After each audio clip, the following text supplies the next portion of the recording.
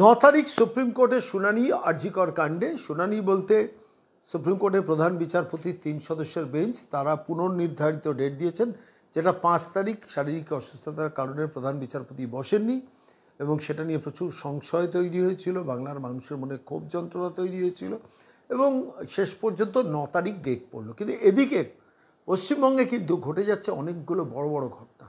আজকে যেমন এই প্রতিবেদন পেশ করার আগে শিয়ালদা কোর্টে ওই সিভিক সঞ্জয় রায়ের হাজিরা ছিল, সেটা অবশ্য সরাসরি ডিরেক্ট প্রেজেন্স না করে বিচারপতি, সম্মানীয় বিচারপতি শিয়ালদা কোর্টের তিনি একদম ভার্চুয়াল শুনানি করেছেন প্রেসিডেন্সি জেল থেকে।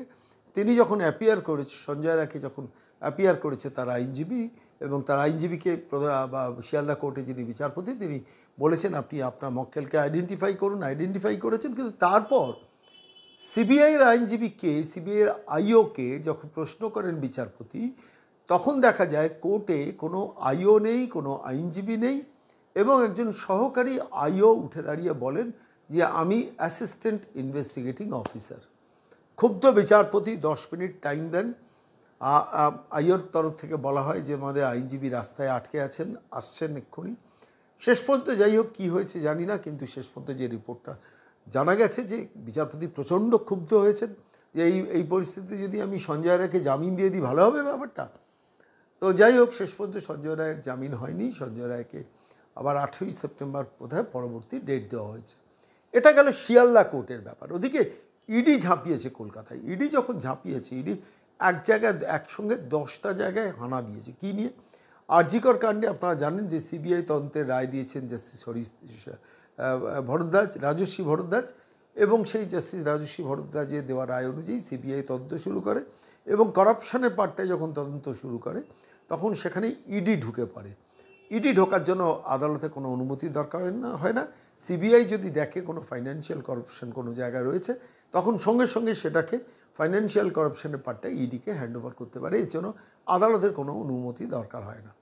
এবার জাস্টিস রাজস্বী ভরদ্বাজ সিবিআই তদন্তের রায় দিয়েছিলেন, যেটাকে সিট গঠন করে মমতা বন্দ্যোপাধ্যায় ওই আরজিকরের যে করাপশনের পার্টটা সেটা নিয়ে যে রায়টা দিয়েছে, যে সেটা নিয়ে যখন রাজ্য সরকারের তরফ থেকে, নবান্নের তরফ থেকে সিট গঠন করা হয়েছিল, আপনাদের মনে আছে প্রণব বর্ধন, ওয়াকের রেজা, সোমা দাস মিত্র এবং ইন্দিরা মুখোপাধ্যায় 4 জন খুব ট্রাস্টেড আইপিএস অফিসারকে দায়িত্ব দেওয়া হয়েছিল যে আপনারা ওই আরজিকরে যে দুর্নীতি নিয়ে আক্তার আলী আজ থেকে 1 বছর আগে অভিযোগ জানিয়েছিলেন সেটা নিয়ে একটা এফআইআর করুন, এফআইআর করে ইনভেস্টিগেট করুন। মূল লক্ষ্য ছিল মমতা বন্দ্যোপাধ্যায়ের আরজিকরের সমস্ত তথ্য লোপাট করা। এবার স্বাভাবিকভাবে আক্তার আলী দ্রুত চলে যান কলকাতা হাইকোর্টে। সেখানে কলকাতা হাইকোর্টে গিয়ে জাস্টিস রাজস্বী ভরদ্বাজের বেঞ্চে অ্যাপিল করেন যে আমি ইডি তদন্ত চাইছি, কারণ এটা সিট তদন্ত করে পুরো ব্যাপারটাকে তথ্য নথি লোপাট করার চেষ্টা হবে। জাস্টিস রাজস্বী ভরদ্বাজ 2 দিন শুনানি করে শেষ পর্যন্ত বলে দেন যে সিবিআই এটা তদন্ত করবে। এটা নিয়ে অবশ্য সুপ্রিম কোর্টে রাজ্য সরকার যায়নি। আমার খালি মনে হচ্ছিল রাজ্য সরকার না যায়, তার কারণ সিট দিয়ে তো তথ্যগুলোকে লোপাট করতে চেয়েছিলেন।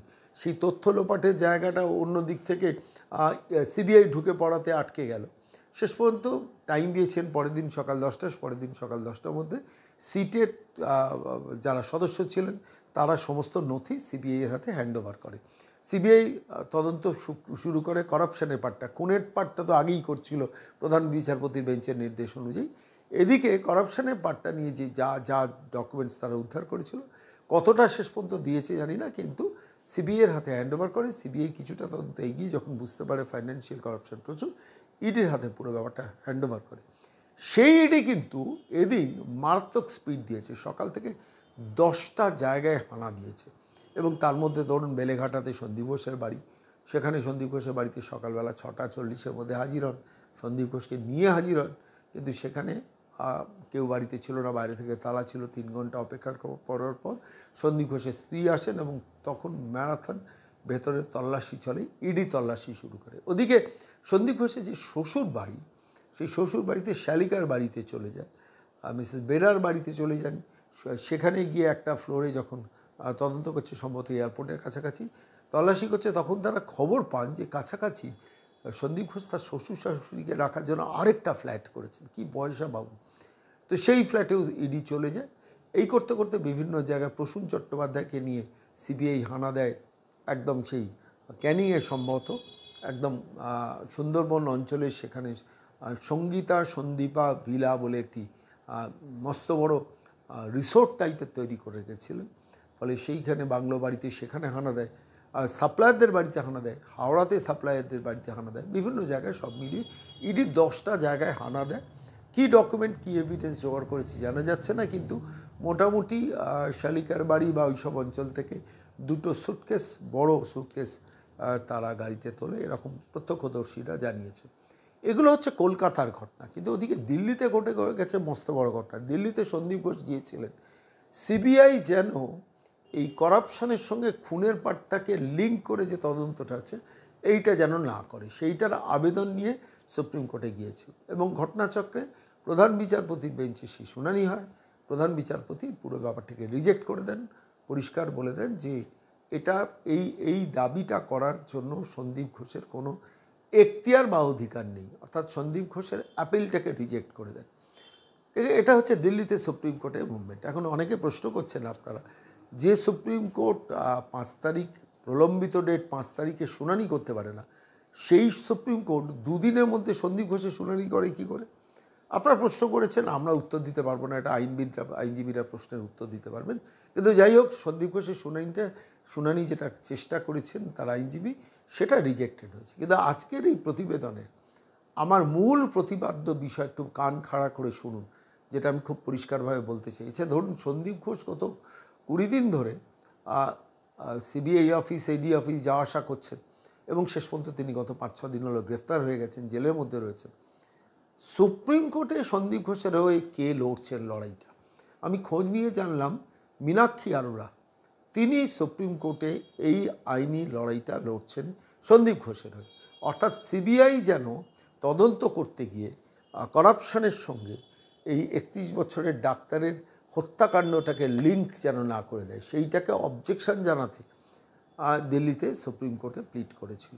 যদিও সেই প্লিটা রিজেক্টেড হয়েছে, কিন্তু আমার প্রশ্নটা অন্য জায়গায়, যে সন্দীপ ঘোষের হয়ে মীনাক্ষী আরোরার মতো এত বড় অ্যাডভোকেট কে অ্যাপয়েন্ট করলো? একটু ভালো করে আপনারা পর্যালোচনা করুন, আপনারা খোঁজ করুন, আপনারা নিজেরাই বুঝতে পারবেন, আমাকে বলার দরকার নেই। মীনাক্ষী আরোরার নাম যারা মানে দিল্লির সুপ্রিম কোর্টের আইনজীবীদের সম্বন্ধে খোঁজ খবর রাখেন, হরিশ সালভে, কপিল সিব্বাল, মনু সিংভি, এই স্তরের আইনজীবী হচ্ছেন কিন্তু মীনাক্ষী আরোরা, খুব টপমোস্ট লয়ারদের মধ্যে একজন, কস্টলি পেড এবং তুখোর আইনজীবী। সেই মীনাক্ষী আরোরাকে সুপ্রিম কোর্টে সন্দীপ ঘোষ অ্যাপয়েন্ট করেন, কারণ কলকাতা হাইকোর্টে সন্দীপ ঘোষের আবেদনটা রিজেক্টেড হয়ে গিয়েছিল। সরাসরি তিনি সুপ্রিম কোর্টে চলে যান এবং সেখানে গিয়ে মীনাক্ষী আরোরাকে অ্যাডভোকেট অন রেকর্ড অ্যাপয়েন্ট করেন, এবং তিনি এই লড়াইটা করেন, যেটা অবশ্যই হেরেছেন তিনি। একটু ভালো করে ভেবে দেখুন পেছনের রহস্যটা কী। মানে এই স্তরে দাঁড়িয়ে মীনাক্ষী আরোরার আইনজীবী, মীনাক্ষী আরোরা সন্দীপ ঘোষের হয়ে লড়াই করছেন, তার মানে পেছনে ফুটিংস টাকার, ব্যাকিং টাকার। সন্দীপ ঘোষের পক্ষ থেকে এখন 24 ঘন্টা তিনি জেলের মধ্যে রয়েছেন। তার স্ত্রীর পক্ষে সম্ভব নয় সুপ্রিম কোর্টে গিয়ে মীনাক্ষী আরোরাকে অ্যাপয়েন্ট করে তাকে দিয়ে আইনি লড়াইটা লড়া। এখানেও কিন্তু পরিষ্কারভাবে বলছি, ইঙ্গিত স্পষ্ট, রাজ্য সরকার, নবান্ন, কালীঘাট, ভাইপো, এরা কিন্তু সন্দীপ ঘোষের হয়ে এই আইনি লড়াইটা সুপ্রিম কোর্ট পর্যন্ত নিয়ে গিয়েছেন, যদি এর থেকে বাঁচা যায়। বাংলার মানুষ একটু ভালো করে ভাবুন, যে অপরাধীদের বাঁচানো, অপরাধীদের আড়াল করা, তথ্য প্রমাণ গায়েব করা, তথ্য প্রমাণ লোপাট করা, এই যে এন্টায়ার এপিসোডগুলো আমরা বারবার করে দেখছি, বুঝছি, শুনছি, কলকাতা পুলিশ, বিনীত গোয়েলের পুলিশ, ইন্দিরা মুখোপাধ্যায় কন্টিনিউয়াসলি তথ্য লোপাট, তথ্য গায়েব করার যে কাজটা করে যাচ্ছেন, this is also a part of this. ভেবে দেখেছেন যে সন্দীপ ঘোষ জেলের মধ্যে 24 ঘন্টা, সেই সন্দীপ ঘোষের হয়ে মীনাক্ষী আরোরা দীর্ঘক্ষণ সওয়াল করেছেন সুপ্রিম কোর্টে, যাতে অন্তত সন্দীপ ঘোষের সঙ্গে এই করাপশানের সঙ্গে খুনের পার্টটার, এই পার্টটাকে যাতে বোধহয় সম্মত 11 নম্বর প্যারাটারা ছিল, সেই প্যারাটাকে বাদ দেওয়া যায়। এখানেই তো লুকিয়ে রয়েছে পরিষ্কার গল্প। অর্থাৎ সন্দীপ ঘোষের হয়ে সুপ্রিম কোর্টে আইনি লড়াইটা লড়ানোর কাজটাও করছেন কিন্তু ভাইপো বাহিনী। এটা কিন্তু আমার কাছে স্পষ্ট মনে হয়েছে। তা নাহলে মীনাক্ষী আরোরার মতো অত কস্টলি অ্যাডভোকেট, অত বড় মাপের অ্যাডভোকেট সুপ্রিম কোর্টে অ্যাপয়েন্ট যখন করছেন তখন তাকে নিশ্চিত তার আগে হোমওয়ার্ক করতে হয়েছে, তাকে ব্রিফিং দিতে হয়েছে, তাকে ডকুমেন্টস দিতে হয়েছে, সব কিছু দিতে হয়েছে। কে দিলেন? সন্দীপ ঘোষের স্ত্রী তো আর দিল্লিতে গিয়ে মীনাক্ষী আরোরাকে ধরে তার ব্রিফিং দেননি। নিশ্চয়ই there must be some force. সে ফোর্সটাকে ফোর্সটা হচ্ছে ভাইপো, কালীঘাট, নবান্ন, সবাই। এটা আমার নিজের ধারণা, ঠিক কি ভুল আপনারা বলবেন। কিন্তু সুপ্রিম কোর্টে কী ঘটলো এক্স্যাক্টলি সুপ্রিম কোর্টের এই শুনানিটা, বিজেন্দ্র সিং, তিনি এবিপি আনন্দের সাংবাদিক, তিনি তার একটা ছোট্ট বাইট দিয়েছেন সংবাদ মাধ্যমে, আজকে সেইটা দিয়ে শেষ করব। তাহলেই বুঝতে পারবেন কাহিনীটা কি।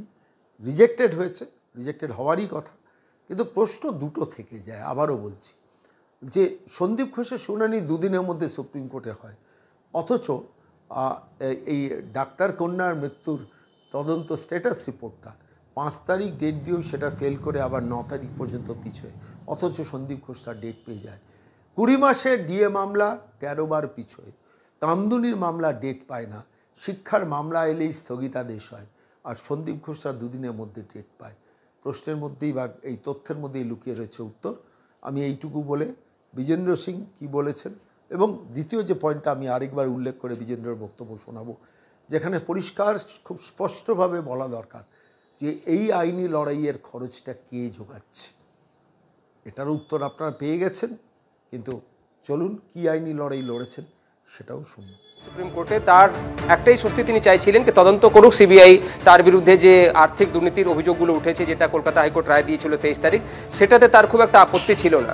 তার আপত্তি কী ছিল আজকে সুপ্রিম কোর্টে, সেটা ছিল কলকাতা হাইকোর্টের অর্ডারে পেজ নম্বর 11 প্যারা নম্বর 15 যেটা বলা হয়েছে, যেখানে কলকাতা হাইকোর্ট বলেছে কি যে আর্থিক অনিয়মগুলো হয়েছে বায়োমেডিক্যাল ওয়েস্টে বা অন্যান্য আর্থিক দুর্নীতিগুলো, সেটার সঙ্গে যে ডাক্তারের ধর্ষণ এবং হত্যা হলো সেটার মধ্যে কোনো লিঙ্ক রয়েছে কিনা, কোনো নেক্সাস রয়েছে কিনা, সেটাও সিবিআই তদন্ত করে দেখবে, খতিয়ে দেখবে। এইটাতেই তিনি আপত্তি করছিলেন বারবার তার আইনজীবী, কি এটাকে লিঙ্ক কেন করা হয়েছে। একটা আর্থিক দুর্নীতির অভিযোগ রয়েছে সেটা তদন্ত হোক, অন্যগুলো যে লিঙ্ক করা হচ্ছে সেটাতে তিনি বারবার জোর দিচ্ছিলেন কি এটাকে বাদ দেওয়া হোক কলকাতা হাইকোর্টের অর্ডার থেকে। এই অবজারভেশনে তাদের আপত্তি রয়েছে। কিন্তু যে যুক্তিগুলো chief justice of India justice Chandrachud আজকে দিয়েছেন এবং খারিজ করেছেন তার প্রেয়ার, সেটাতে প্রথমে তিনি বললেন কি এইটাকে ডিসপিউট করা যায় কি যখন এই ঘটনাটি ঘটেছে, যখন এই তরুণীকে ধর্ষণ করে খুন করা হলো, সেই সময় ওই কলেজের প্রিন্সিপাল আপনি ছিলেন, অর্থাৎ সন্দীপ ঘোষ ছিলেন, এটাকে ডিসপিউটেড না। তৃতীয় তিনি বলেন কি এটা তো প্রাইমারি একটা স্টেজে তদন্তের নির্দেশ দিয়েছে কলকাতা হাইকোর্ট, সত্য কি রয়েছে সেটা দেখা হোক কি সেখান থেকে উঠে আসছে। বারবার তার আইনজীবী বলছিলেন কি বায়োমেডিক্যাল ওয়েস্টের তদন্তে তাদের কোনো প্রবলেম নেই, সেই তদন্ত করা যেতে পারে। তবে চিফ জাস্টিস পরে আবার বলেন কি যে কলকাতা হাইকোর্ট যে রায় দিয়েছে সেটা তো সত্যটাকে সামনে নিয়ে আসার জন্য দিয়েছে, আপনারা কেন মনে করছেন কি সত্য নিয়ে আসবে না সিবিআই। তিনি এটাও বলেন কি তারা ইতিমধ্যেই সিবিআইকে নির্দেশ দিয়েছেন স্ট্যাটাস রিপোর্ট ফাইল করার জন্য, সিবিআই তদন্ত করছে এবং সেই স্ট্যাটাস রিপোর্ট তাদের কাছে আসবে, তারা সেটা দেখবেন। এবং তারা এটাও বলেন কি যে অবজারভেশনগুলো হাইকোর্ট করেছে তাদের 23 তারিখের অর্ডারে, সেটা তো প্রাইমা ফেসি অবজারভেশন, এখন সেটা তদন্তের সাপেক্ষ, সেক্ষেত্রে কেন আপনাদের আপত্তি রয়েছে এটাও তিনি বলেন। শেষের দিকে আবার মীনাক্ষী আরোরা তার আইনজীবী বলছিলেন কি বায়োমেডিক্যাল ওয়েস্টে তদন্ত হোক, সেটা তো তারা বলছেন না, আপত্তি করছেন না, সেটা তদন্ত হলেও কোনো সমস্যা নেই, তারা সেটাকে স্বাগত জানাবেন। তখন চিফ জাস্টিস বলেন কি তারাও মানে সুপ্রিম কোর্টও সিবিআইকে এটা বলতে পারে না কি এই দিকটা তদন্ত করো এবং এই দিকটা বাদ দিয়ে দাও, এটা তাদের এখতিয়ারের মধ্যে পড়ে না। সিবিআই যেভাবে তদন্ত করছে তারা করবে। চিফ জাস্টিসকে বলতে আমরা শুনলাম, তিনি বলেছেন কি even we can not direct CBI to investigate only this and not any other related issues, অর্থাৎ তার সঙ্গে সম্পর্কে যদি অন্য কিছু ইস্যু থাকে তারাও সেটা তদন্ত করতে পারে, সিবিআইকে এই নির্দেশ সুপ্রিম কোর্টও দিতে পারে না, একথাও আজকে চিফ জাস্টিস বলেছেন। শেষের দিকে আমরা দেখলাম তুষার মেহতা সলিসিটর জেনারেল বলেন কি একজন অ্যাকিউজড যিনি এই মুহূর্তে অ্যারেস্টেড রয়েছে সে কি ঠিক করবে কিভাবে তদন্ত হবে, কোন পার্টটা তদন্ত হবে কি হবে না। এই যুক্তিগুলো দেওয়ার পরই আমরা দেখলাম অনুসুয়া কি সুপ্রিম কোর্ট যে প্রেয়ারটা নিয়ে এসেছিলেন সন্দীপ ঘোষ সেটাকে খারিজ করে দিয়েছে এবং যে রিলিফটা তিনি চেয়েছিলেন সেটা সুপ্রিম কোর্ট থেকে পাননি। আরও একটা পয়েন্ট ছিল আখতার আলীকে নিয়ে, কি আখতার আলী আগে আরজিকর মেডিকেল কলেজে ছিল, তার বিরুদ্ধে কিছু অভিযোগ উঠেছিল, তদন্ত করানো হয়, পরে তাকে মুর্শিদাবাদ মেডিকেল কলেজে ট্রান্সফার করে দেওয়া হয়। চিফ জাস্টিস বলেন কি সেটা হতেই পারে একটা তদন্ত, সেটা সেপারেট কেস, তার বিরুদ্ধে যা ব্যবস্থা নিয়েছে রাজ্য সরকার নিয়েছে, আরও কোনো তার বিরুদ্ধে যে তদন্তে যদি কোনো অভিযোগগুলো আসে সেক্ষেত্রে সেই তদন্ত হবে এবং রাজ্য সরকার পদক্ষেপ নেবে, সেটা সেপারেট কেস, সেটাকে তারা এটা লিঙ্ক করছেন না। এই কথাও যখন মীনাক্ষী আরোরা বলছিলেন তার আইনজীবী কি 3টে পিআইএল এর আগেও তিনি কলকাতা হাইকোর্টে করেছিলেন, সেসব রিজেক্ট হয়ে গেছে। চিফ জাস্টিস আজকে বলেন কি তার মানে এই নয় কি পরে কোনো দুর্নীতির অভিযোগ এলে সেটাতে হাইকোর্ট হিয়ারিং করবে না, এটাও আজকে চিফ জাস্টিস বলেছেন।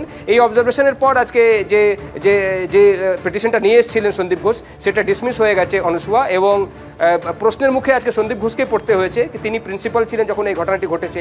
বায়োমেডিক্যাল ওয়েস্ট হোক বা অন্য দুর্নীতির যখন অভিযোগগুলো উঠেছে, তিনি সেই কলেজের প্রিন্সিপাল। কলকাতা হাইকোর্ট সেটাকে লিঙ্ক রয়েছে কিনা এই তরুণীর যে ধর্ষণ এবং হত্যা করা হলো ডাক্তারের, সেক্ষেত্রে কোনো সম্পর্ক রয়েছে কিনা সেটা তো শুধু তদন্ত করতে বলেছে সিবিআই। এখন এটাতে কোথায় আপনাদের আপত্তি হতে পারে? এটাতে লিঙ্ক থাকতেও পারে, লিঙ্ক নাও থাকতে পারে। সত্য কি রয়েছে সেটা সিবিআই তদন্তের মধ্যে নিয়ে আসবে। সিবিআইকে সুপ্রিম কোর্টও বলতে পারে না যে এই পোর্শনটা তদন্ত করবেন এবং এই পোর্শনটা তদন্ত করবেন না। সেক্ষেত্রে আপনারা এটা কেন বলছেন? প্রাইমা ফেসি এটা observation Kolkata high court page number 11 item paragraph number 15 করেছে, সেটাকে তারা বহাল রেখেছেন। কলকাতা হাইকোর্টের যে রায় ছিল 23 তারিখে সেটা পুরোপুরি বহাল রয়েছে। সিবিআই সব অংশগুলো তদন্ত করবে, তার সঙ্গে সঙ্গে কোনো লিঙ্ক রয়েছে কিনা সেটাও তারা তদন্ত করবেন। কি আর্থিক দুর্নীতির সঙ্গে এই তরুণী ডাক্তারের যে ধর্ষণ এবং হত্যা করা হয়েছে সেটাতে কোনো লিঙ্ক রয়েছে কিনা সেটাও সিবিআই তদন্ত করবে। সুপ্রিম কোর্ট আজকে বলেছে কি, তারা তো বলেছেন সিবিআইকে কি স্ট্যাটাস রিপোর্ট জমা দিতে। সেই স্ট্যাটাস রিপোর্ট তাদের কাছে জমা পড়বে, সেটা তারা দেখবেন কি কত লিঙ্ক রয়েছে বা লিঙ্ক নেই, এটা তদন্তের সাপেক্ষ রয়েছে। এই মুহূর্তে তারা এটাতে কোনো হস্তক্ষেপ করবেন না এবং এইভাবেই বলা যেতে পারে খালি হাত সন্দীপ ঘোষকে আজকে ফিরে যেতে হলো সুপ্রিম কোর্ট থেকে। তার পিটিশন খারিজ করে দিয়েছে সুপ্রিম কোর্ট। একেবারে বিজেন্দ্র, তুমি